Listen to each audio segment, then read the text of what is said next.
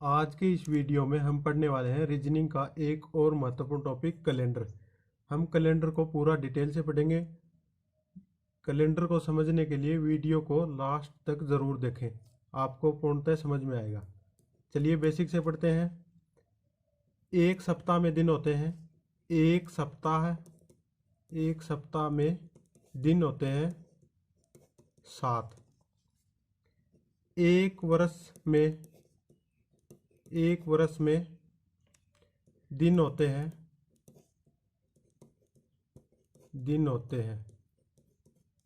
वर्ष दो प्रकार की होती हैं। एक होती है साधारण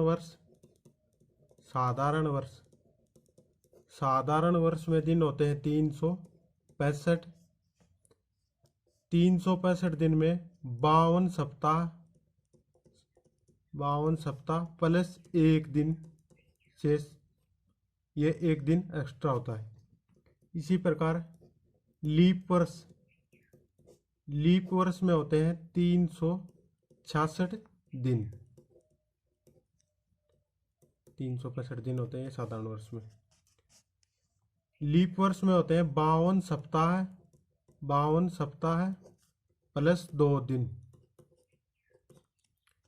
एक सप्ताह में 7 दिन होते हैं, तो साधारण वर्ष में 365 दिन होते हैं, तो 365 दिन के 52 सप्ताह बनेंगे और एक दिन एक्स्ट्रा होगा। इसी प्रकार लीप वर्ष में 366 दिन होते हैं, तो इसके 52 सप्ताह बनेंगे और 2 दिन एक्स्ट्रा होते हैं। चलिए अब समझते हैं लीप वर्ष क्या होता है और साधारण वर्ष क्या होता है। साधारण वर्ष वह वर्ष जिसमें 4 का पूरा भाग नहीं जाता है। जैसे 2007 में 4 का भाग पूरा नहीं जाएगा। जैसे 1995, इसमें भी 4 का पूरा भाग नहीं जाएगा। 4 का पूरा भाग जाने का नियम ये होता है कि लास्ट के 2 डिजिट में 4 का भाग जाता है तो 4 से पूरा विभाजित होगा। 95 में 4 का भाग नहीं जाता, तो ये 1995 है, ये 4 से विभाजित नहीं होगा। इसी प्रकार 2007 भी 4 से विभाजित नहीं होगा। जबकि लीप वर्ष क्या होता है? लीप वर्ष में क्या होता है? वह वर्ष जिसमें 4 का पूरा भाग जाता है, अर्थात 4 से पूरा डिवाइड हो जाता है। जैसे ये हो गया 1996, इसमें 4 से भाग देंगे तो 4 बार जाएगा। 4 चौके 16, बच गए 3, ये हो गए 39। 4 निमा 36, बच गए 3 और ये 6, 4 निमा 36, पूरा गया। तो ये क्या हो गया? 1996 क्या है? लीप वर्ष। अब इम्पोर्टेंट बात पढ़ते हैं साधारण वर्ष के बारे में। साधारण वर्ष में वर्ष का पहला दिन व अंतिम दिन एक समान होता है तथा अगले वर्ष में जाने पर एक दिन बढ़ जाता है।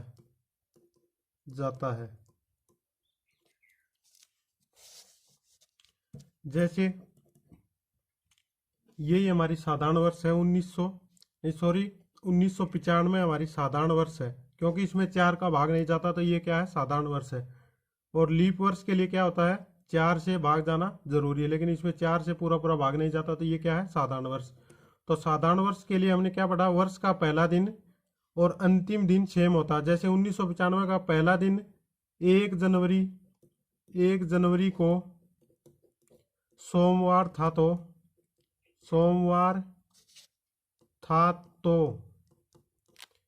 31 दिसंबर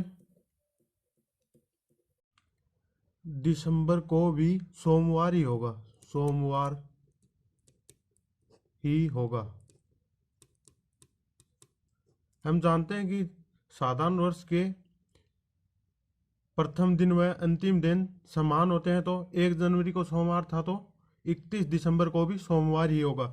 लेकिन अगली वर्ष में जाने पर, जैसे 1996 में जाने पर 1996 का पहला दिन क्या होगा, पहला दिन होगा मंगलवार होगा। साधारण वर्ष के लिए हमने पढ़ा है वर्ष का पहला दिन व अंतिम दिन समान होते हैं तथा अगले वर्ष में जाने पर एक दिन बढ़ जाता है। अगले वर्ष में पहला दिन 1995 का सोमवार था, तो अगले वर्ष में का पहला दिन क्या होगा, मंगलवार हो जाएगा।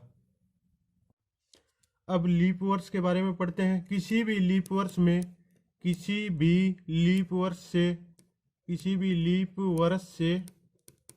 से अगले वर्ष में जाने के लिए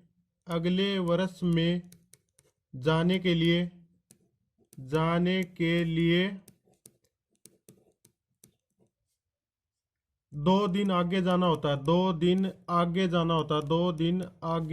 जाना होता है। जबकि लीप वर्ष से पिछले वर्ष में जाने के लिए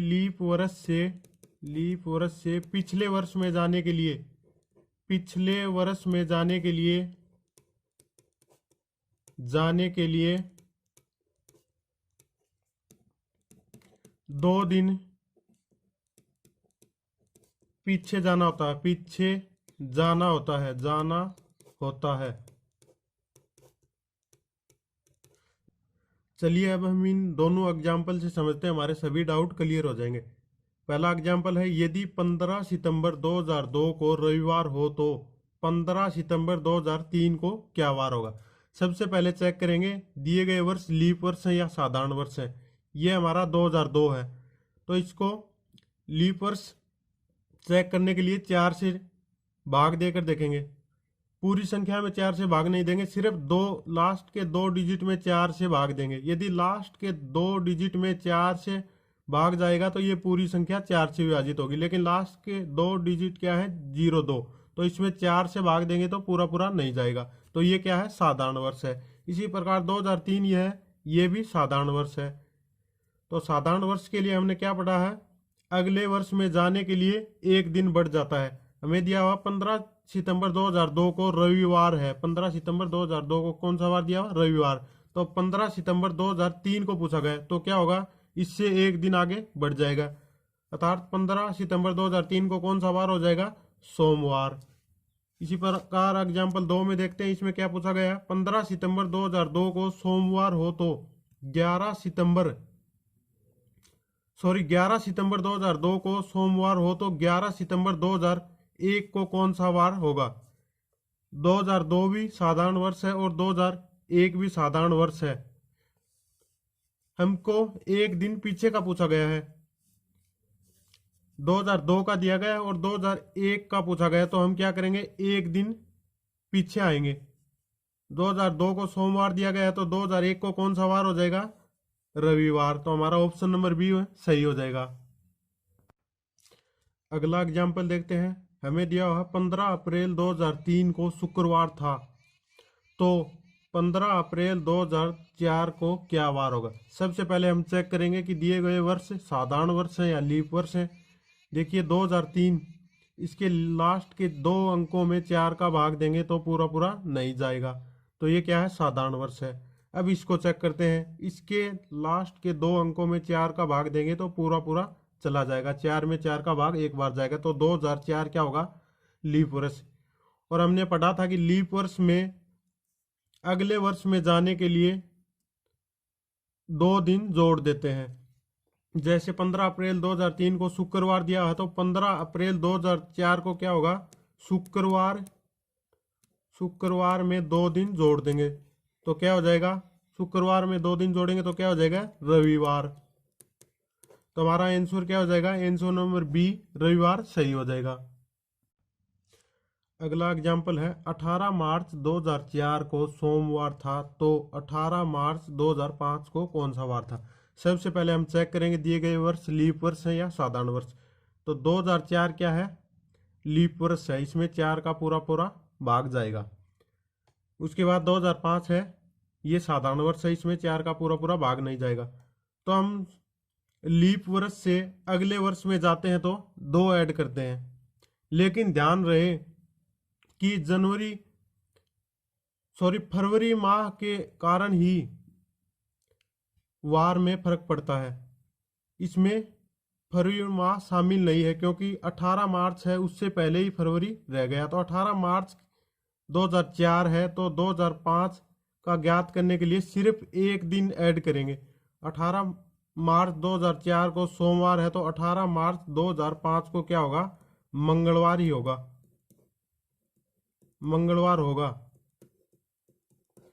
ना कि 2 ऐड करेंगे, क्योंकि सिर्फ फरवरी में 28 और 29 दिन होते हैं, इसी कारण से वार में फर्क पड़ता है। लेकिन इसमें फरवरी पहले ही रह चुका है, हम मार्च से काउंट कर रहे हैं, तो सिर्फ एक ही दिन बढ़ेगा। तो एक दिन बढ़ेगा तो क्या होगा, सोमवार में एक दिन बढ़ेगा तो क्या हो जाएगा, मंगलवार।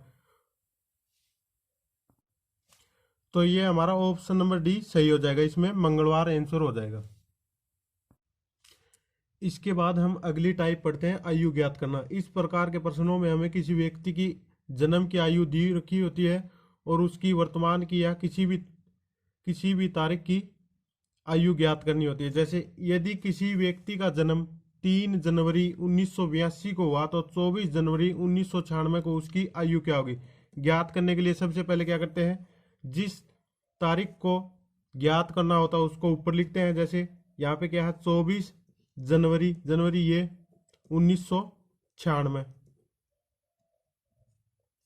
और इसका जन्म कब हुआ था, 3 जनवरी 1982 को। इसको इसमें से घटाएंगे, और घटाने की शुरुआत किधर से करेंगे, इधर से करेंगे, लेफ्ट साइड से। सबसे पहले तारीख में से तारीख घटाएंगे, उसके बाद माह में से माह घटाएंगे, उसके बाद वर्ष में से वर्ष घटाएंगे। चलिए देखते हैं, 24 में से 3 गए 21, 1 में से 1 गया 0, 1996 में से 1982 गए, इसमें से ये जाएगा तो 0 बचेगा, सीधा ये घटा लेते हैं। 1996 में से 82, 6 में से 2 गए 4, 9 में से 8 गए 1, 9 में से 9 गए 0, लिखने की जरूरत नहीं, 1 में से 1 गया 0। तो इस व्यक्ति की 24 जनवरी 1996 को आयु क्या होगी, इसकी आयु होगी 14 वर्ष 0 माह और 21 दिन। अगला एग्जाम्पल देखते हैं, यदि किसी व्यक्ति का जन्म 15 सितंबर 1982 को हुआ, तो 1 जनवरी 2003 को उसकी आयु क्या होगी। तो इसको कैसे सॉल्व करेंगे, सबसे पहले जिस तारीख को ज्ञात करना है उसको ऊपर लिख लेते हैं। जैसे 1 जनवरी 2003 को ज्ञात करना है, इसका जन्म कब हुआ था, 15 सितंबर। सितंबर कौन सा महीना होता है, 9वां, 1982। तो हम कैसे सोल्व करेंगे, 1 में से 15 घटेगा नहीं, तो हासिल के रूप में क्या लेंगे, 30 लेंगे, 30, क्योंकि माह में लगभग या तो 30 दिन होते या 31 दिन होते, सिर्फ फरवरी को छोड़कर उसमें 28 या 29 दिन होते हैं। तो हम हासिल के रूप में क्या लेते हैं, माह के लगभग दिन 30, इसमें 30 ऐड करेंगे तो कितने हो गए, 31। 31 में से 15 आसानी से घट जाएंगे, तो ये कितने बचे, 16। उसके बाद हासिल यहाँ से ली जाएगी इसमें से, तो यहाँ पर कितने बचे, 0। 0 में से 9 जाएंगे नहीं, तो माह कितने होते हैं हमारे, माह होते हैं 12 माह होते हैं एक साल में। तो यहाँ पर हासिल के रूप में कितने लेंगे, 12। तो तो ये 0 थे तो कितने हो गए 12, 12 में से 9 कम करेंगे तो कितने होंगे 3। उसके बाद ये हासिल यहाँ से ली थी, जो 12 ली थी हासिल वो यहाँ से जाएगी, तो यहाँ पर कितने बच गए 2002। 2002 में से 1982 कम करेंगे तो कितने बचेंगे, ये बचेंगे 20। तो इस व्यक्ति की आयु 1 जनवरी 2003 को कितनी होगी 20 वर्ष 3 माह और 16 दिन हो जाएगी। अगला एग्जाम्पल देखते हैं। यदि रवि का जन्म 17 अप्रैल 1976 को हुआ तो 10 मार्च 2003 को उसकी आयु क्या होगी। इसको कैसे सोल्व करेंगे। सबसे पहले जिस तारीख को आयु ज्ञात करनी है उसको ऊपर लिखते हैं। ये हो गया 10 मार्च, कौन सा महीना होता है तीसरा, 10 मार्च 2003। इस तारीख को रवि की आयु ज्ञात करनी है, जबकि रवि का जन्म कब हुआ था 17 अप्रैल। अप्रैल कौन सा महीना होता है चौथा, ये हो गया 1976। इसको इसमें से घटाएंगे। घटाने का प्रोसेस क्या रहेगा, हम बाईं तरफ से स्टार्ट करेंगे। 10 में से 17 नहीं घटेंगे तो हासिल के रूप में यहाँ से क्या लेंगे, हासिल के रूप में यहाँ से आएंगे 30, क्योंकि एक माह में लगभग 30 दिन होते हैं, तो हम इसको हासिल के रूप में 30 लेंगे। 30 इसमें ऐड करेंगे तो ये कितने हुए 40। 40 में से 17 जाएंगे तो कितने बचे, ये बचेंगे 23। उसके बाद यहाँ से हासिल लिया तो यहाँ से 1 कम हो गया, ये कितने बचे 2। 2 में से 4 जाएंगे नहीं, तो यहाँ से हासिल के रूप में कितने लेंगे 12। 12 क्यों लेंगे, क्योंकि एक वर्ष में 12 माह होते हैं, तो ये 12 यहाँ पे 2 बचे थे, 12 इसमें ऐड किए तो कितने हो जाएंगे 14। 14 में से 4 जाएंगे तो ये कितने बचेंगे 10। उसके बाद यहाँ से एक हासिल ली है तो यहाँ पे बचेंगे 2002। 2002 में से 1976 को घटाएंगे तो कितने बचेंगे, ये बचेंगे 26। तो रवि की आयु कितनी हो जाएगी 26 वर्ष 10 माह और 23 दिन, अर्थात रवि 10 मार्च 2003 को इसकी आयु क्या होगी 26 वर्ष 10 माह और 23 दिन, ये रवि की आयु हो जाएगी। इसमें ध्यान देने योग्य बात क्या है, हासिल के रूप में दिन के लिए 30 लेंगे और माह के लिए 12 लेंगे। उसके बाद इसको इसमें से घटाएंगे, जो भी बचेंगे वो आयु हो जाएगी। अगली टाइप है हमारी बर्थडे ज्ञात करना। इस प्रकार की टाइप में हमें निम्न प्रकार के क्वेश्चन दिए होते हैं जिसको हमें सोल्व करना होता है। जैसे देखिए, मनीषा की माँ को याद है कि मनीषा का जन्म 10 व 15 तारीख के मध्य हुआ। उसके पापा के अनुसार उसका जन्म 12 व 18 के मध्य हुआ। उसके भाई के अनुसार मनीषा का जन्म 8 व 14 के मध्य हुआ, तो मनीषा का वास्तविक जन्म किस तारीख को हुआ। हम इसको कैसे सोल्व करेंगे, देखिए जैसे जैसे क्वेश्चन में दिया होगा हम वैसे वैसे लिखते जाएंगे। मनीषा का जन्म मनीषा के माँ के अनुसार कब हुआ 10 से 15 तारीख के मध्य, 10 से 15 तारीख के मध्य हुआ। उसके पापा के अनुसार उसका जन्म 12 व 18 के मध्य हुआ। 12 10 के बाद आएंगे, 12 व 18, 18 15 के बाद आएंगे। उसके पापा को याद है कि 12 व 18 के मध्य हुआ।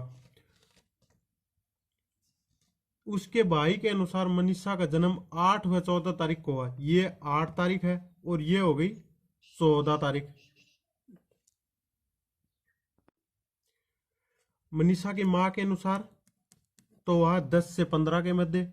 पापा के अनुसार क्या हुआ है 12 से 18 के मध्य। और भाई के अनुसार क्या हुआ है, भाई के अनुसार 8 से 14 के मध्य।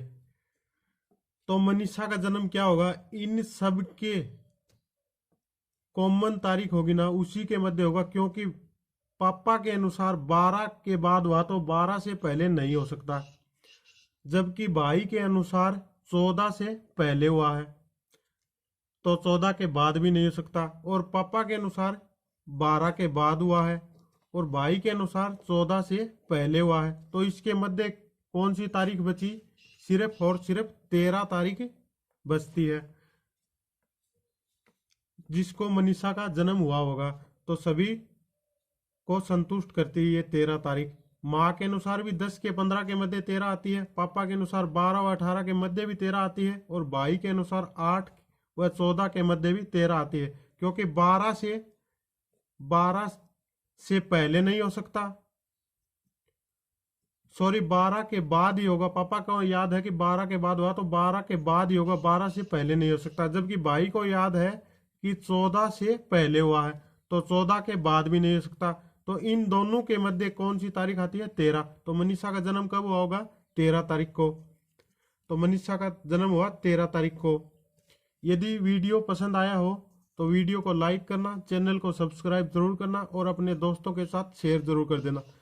कैलेंडर का बचा हुआ पार्ट हम अगले वीडियो में पढ़ेंगे, अन्यथा वीडियो बहुत लंबा हो जाएगा। धन्यवाद।